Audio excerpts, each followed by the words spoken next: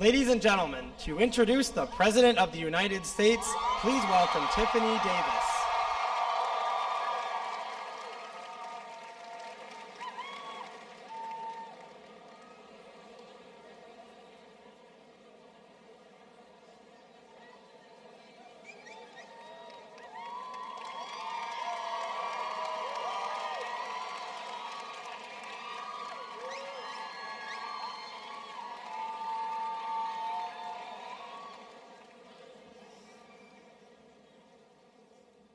Good afternoon, Georgia Tech and the Atlanta community.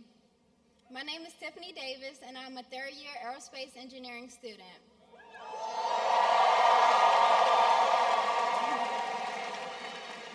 And like many other techies, I stay really late at night trying to complete my assignments. So at 3 a.m., late one night, or rather early one morning, I decided to take a study break by writing President Obama about a topic of great concern to me, which is college affordability. To my surprise and great excitement, I received a letter of response from President Obama in February.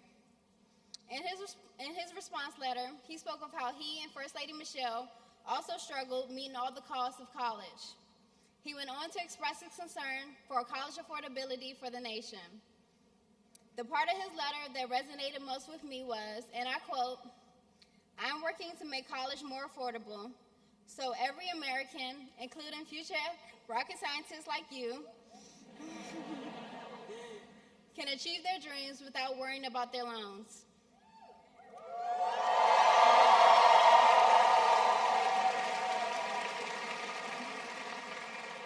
And now at this time, today on March 10th, at our great institute,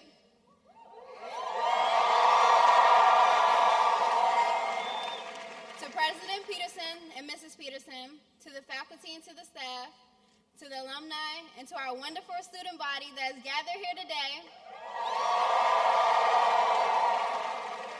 I have the honor and the pleasure of introducing President Barack Obama.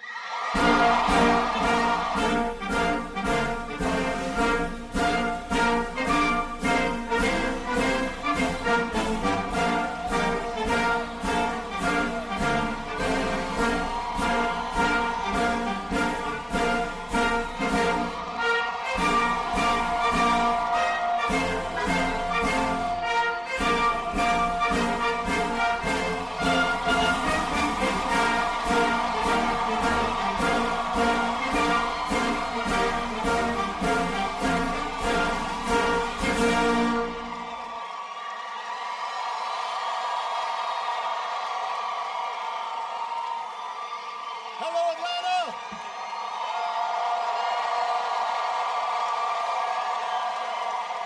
Hello, Yellow Jackets!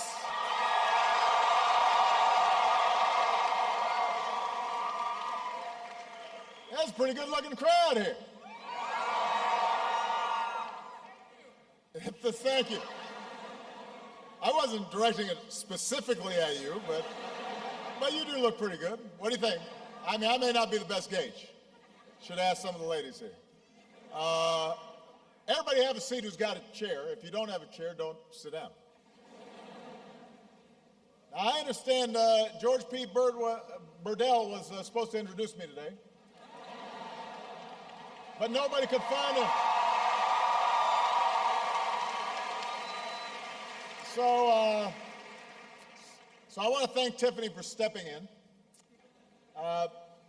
What she did not mention is that her letter to me was not just to express her concern about student loans. She said in her letter, she said, it was also to procrastinate from doing her thermodynamics homework.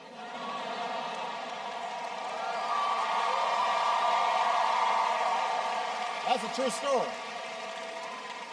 That is true. It's okay. I procrastinate sometimes. As long as you got it done, Tiffany.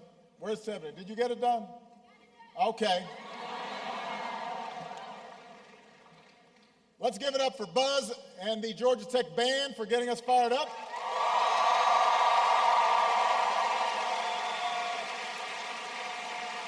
Hey. Also give it up up for Governor Nathan Deal, who's here.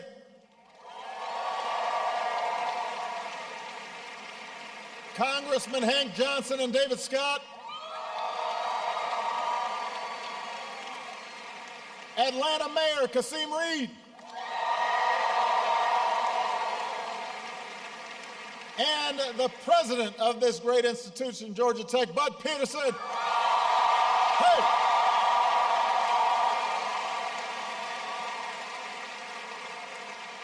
That's good. You've got a high approval rating. You do. Absolutely. We also have a special guest with us. This is a proud Georgia Tech alum who just happens also to be the vice chairman of the Joint Chiefs of Staff. Admiral Sandy Winnefeld is here. There's Sandy. There he is.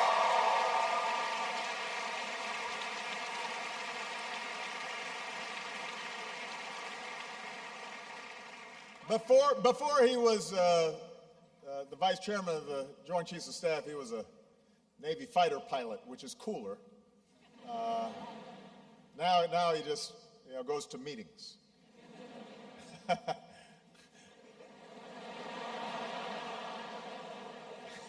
What's up with that? I told him he's got to get back on a plane.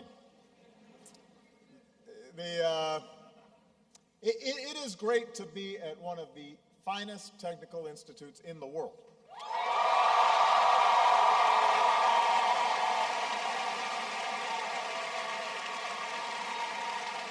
One of the finest in the world. I mean, you've got to be if the Ramblin' Wreck is still running after all these years. Is that it? That's a Georgia Tech reference that some of you may not have gotten. I also know that Georgia Tech is terrific because we've actually worked with you on several fronts, from promoting advanced manufacturing to unlocking the mysteries of the brain, to helping more students become entrepreneurs.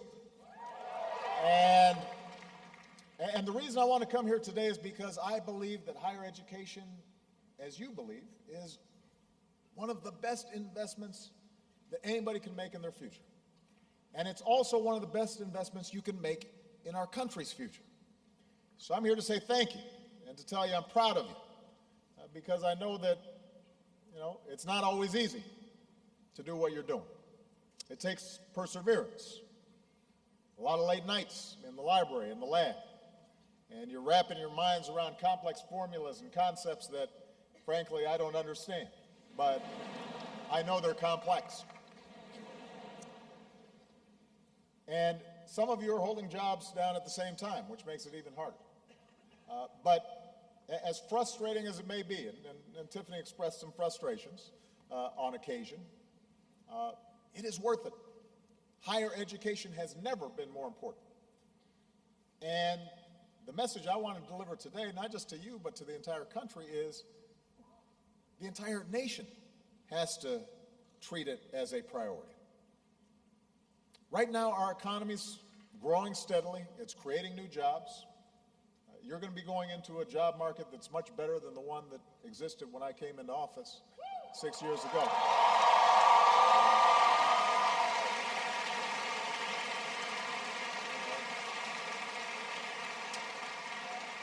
After the worst economic crisis of our lifetimes, over the past 5 years, our businesses have now created 12 million new jobs. Unemployment continues to come down, and obviously that's good news for those of you who are graduating soon.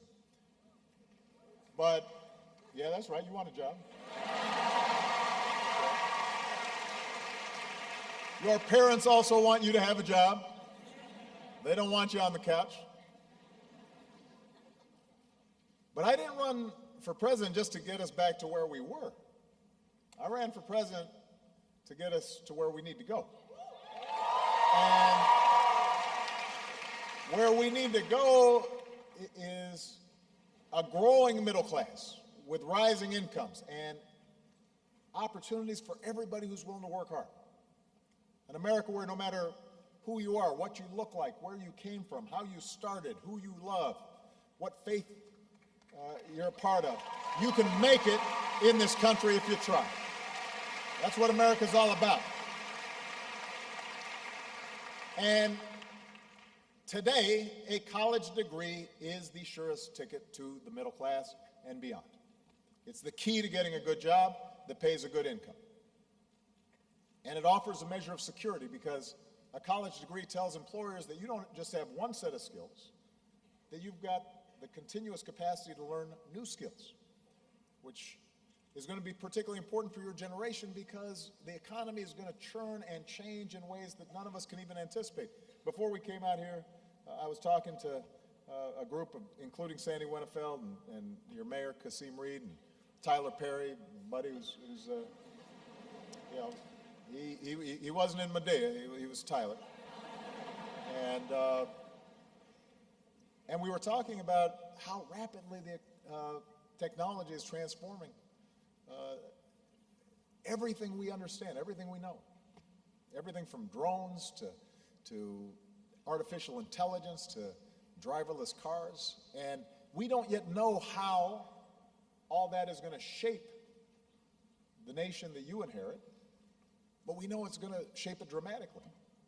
And in order for you to be able to be successful, you're going to have to adapt continuously. The days where you work at one place for 30, 40 years, those days are over.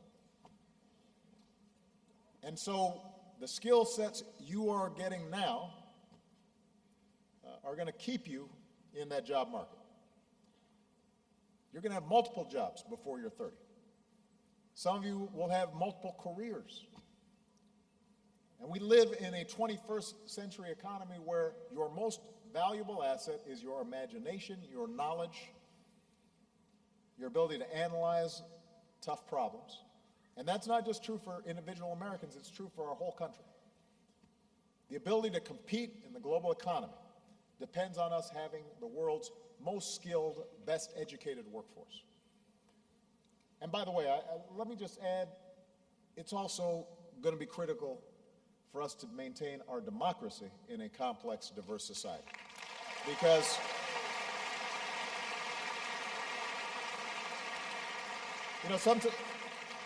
understandably, when I come to college campuses, there's a lot of just bread and butter, nuts and bolts. How does this translate into jobs, careers? But part of what has made America the exceptional nation that it is our diversity and our ability to draw from every corner of the world, all the talent, all the ideas, and create this amazing stew. And the more complex the society, the tougher that becomes. And so to have all of you possess the ability to listen and to learn from people who aren't like you, that's also what you're learning here. And that's going to make you more effective to every employer out there. So, but it's going to make you better citizens, and it's going to make our democracy function better. But back to the jobs thing. Jobs and businesses will go wherever the best workers are. And I don't want them to have to look any further than the United States of America. I want businesses investing here. I want Americans getting those new jobs. That's how we're going to lead the world in this century, just like we did in the 20th century. So here's the challenge. Higher education's never been more important, but it's also never been more expensive. The average undergrad who borrows money to pay for college graduates with about $28,000 in student loan debt. That's just the average. Some students end up with a lot more than that. You know who you are. I'm not telling you anything you don't know. And let me say that it's been established time and time again that Georgia Tech is one of the best bargains around. You are getting a great education for great value. So,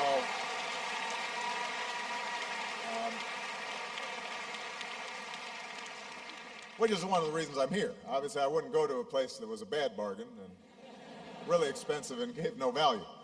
That would not make sense. But even here at Georgia Tech, even with the great value it is, it's expensive. And I'm here to tell you, I'm with you. I believe that America's not a place where higher education is a privilege that is reserved for the few. America needs to be a place where higher education has to be available for every single person who's willing to strive for it, who's willing to work for it.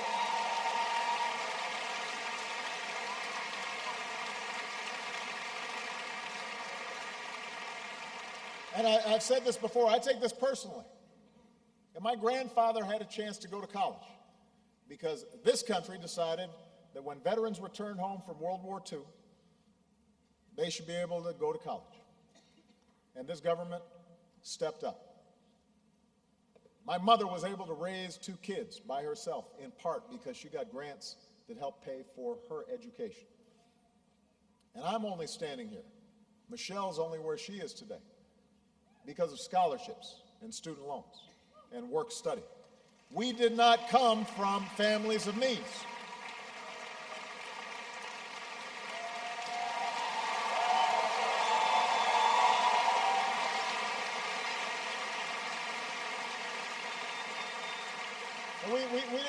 We didn't come from families of means, but we knew that if we worked hard, there was help out there to make sure we got a great education.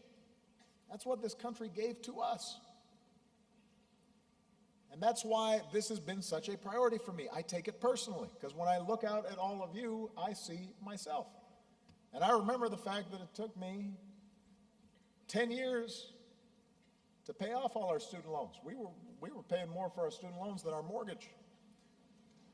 Even after Malia and Sasha were born. We were supposed to be saving for their college education. We were still paying off ours. And that's why we've acted again and again to make college more affordable. 5 years ago this month, we enacted the largest reforms to the student loan program in history. We cut out the big banks that were taking taxpayer dollars and serving as middlemen in the student loan game. And we said, well, let's just give the money directly to the students, like you. So we saved, as a result of that change, we saved billions of dollars. We were able to expand tax credits and Pell Grants and put college within reach for millions more middle class and low income students across the country.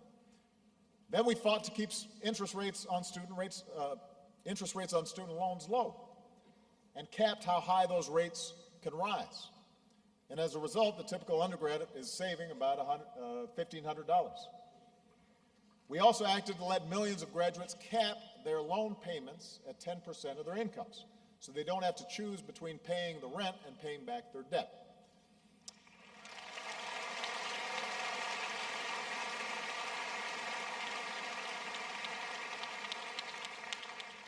And by the way, everybody here, if you don't already know about the income-based repayment program, you need to learn about it.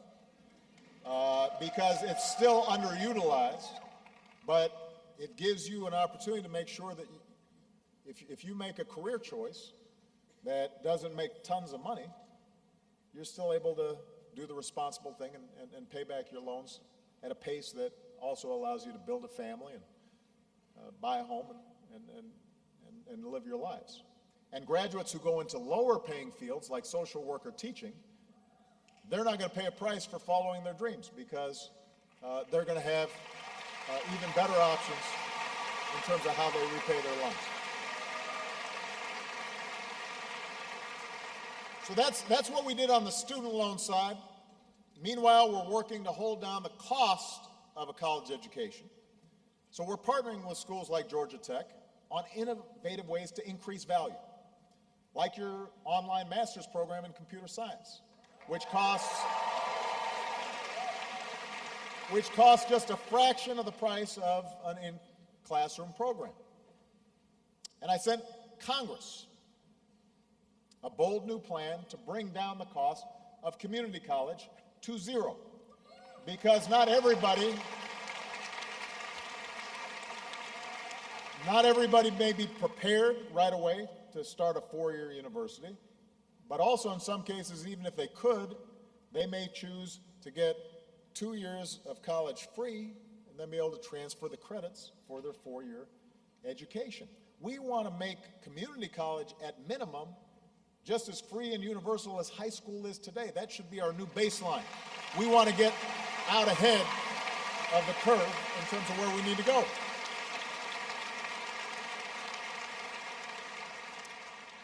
Earlier today, I took a new action to make it easier for students to pay for college and pay off their loans. We're creating a way for you to ask questions about your loans, file a complaint, cut through the bureaucracy, get a faster response. That's not just from the government, that's also from the contractors who, sometimes service your loans. We're going to require that the businesses that service your loans provide clear information about how much you owe, what your options are for repaying it, and if you're falling behind, help you get back in good standing with reasonable fees on a reasonable timeline. And if you're paying stuff off, you should be paying off the high interest loans first, not the low interest ones. We're going to take a hard look at whether we need new laws to strengthen protections for all borrowers, wherever you get your loans from. So we're trying to tackle this problem from every angle. There's no silver bullet, but we're trying to make sure that across the board, more and more young people can afford to go to college, and then afterwards aren't so burdened with debt that you can't do anything else. We want to make this experience more affordable because you're not just investing in yourselves, you're investing in your nation. But here's the thing. We've got more to do. All of us, universities, students, parents, financial institutions, and yes, the government, to make sure that you're not saddled with debt before you even get started in life. That's something that's in all of our interest. My friends, the Republicans in Congress, are planning to unveil their budget soon. I'm hoping they have something to offer that will help hardworking young people. So far, the education bill that they've put forward a couple of weeks ago is not a good template. It's not a good start. I'm hoping it will improve. Because right now, the way it's structured, it would let states and cities shuffle education dollars into things like sports stadiums or tax cuts for the wealthy instead of schools. And it would allow states to make even deeper cuts into school districts that need the most support, send even more money to the most well-off school districts. We'd invest less per child by the end of the decade than we do now, so it's the wrong approach. We got to be working to make sure every child gets a quality education. Every student can afford college. And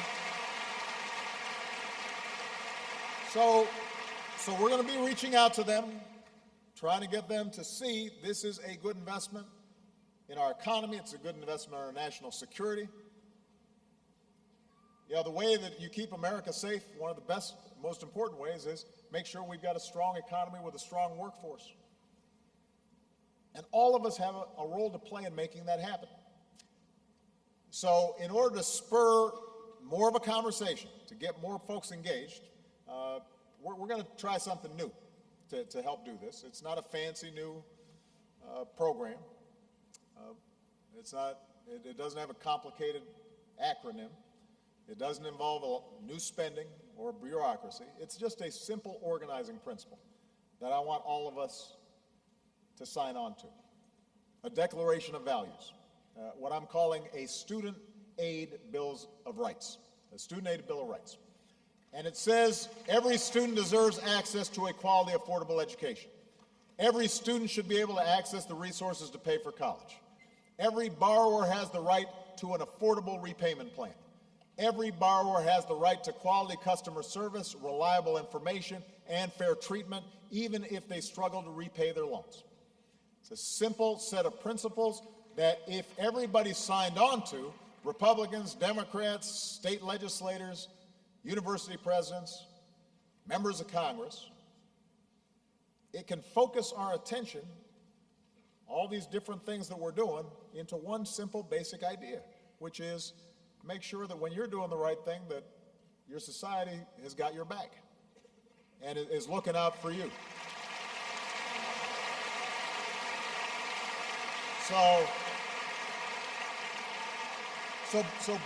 So based on this principle, we're going to make sure universities are using technology to help students learn at lower costs. We're going to make sure that loan servicers can find better ways to help borrowers keep up with monthly payments that they can afford. We as a country can do more to invest in Pell Grants and community college to make sure quality education is affordable for everybody.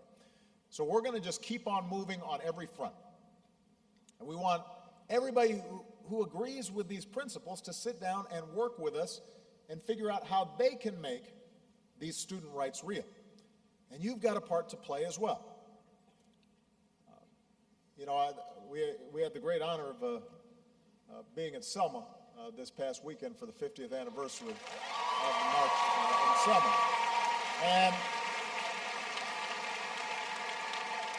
And one of the main points I think that all of us made was change doesn't happen by itself. It happens because people get organized and mobilized and focus, and they push.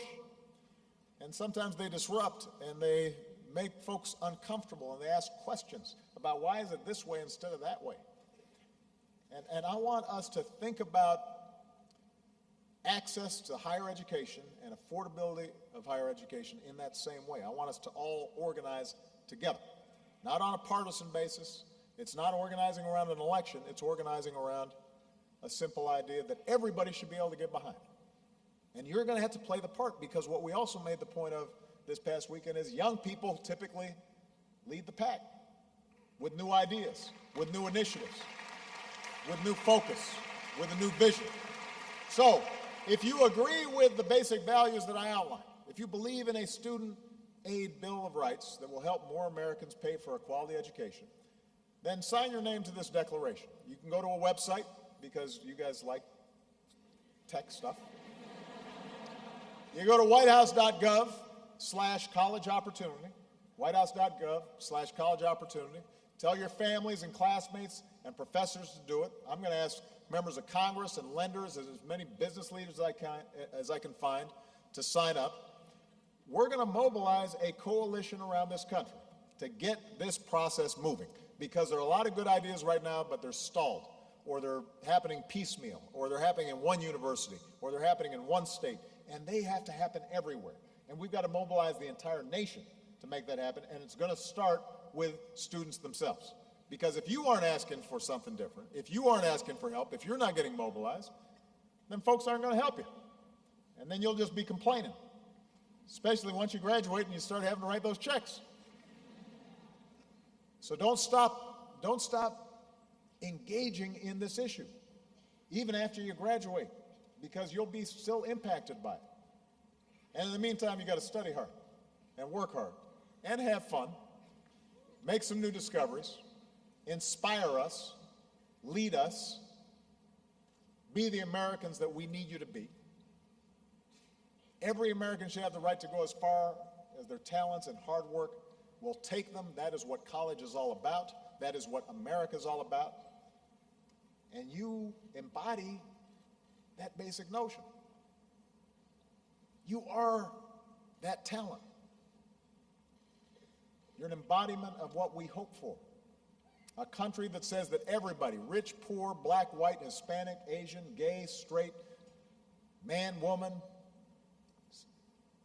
with disabilities, without, no matter who you are, where you come from, not only can you succeed, but you can help everybody else succeed. That's the promise that helped us become the greatest nation in the world. That's the promise that I need you working for. Thank you, everybody. God bless you. Thank you, Georgia.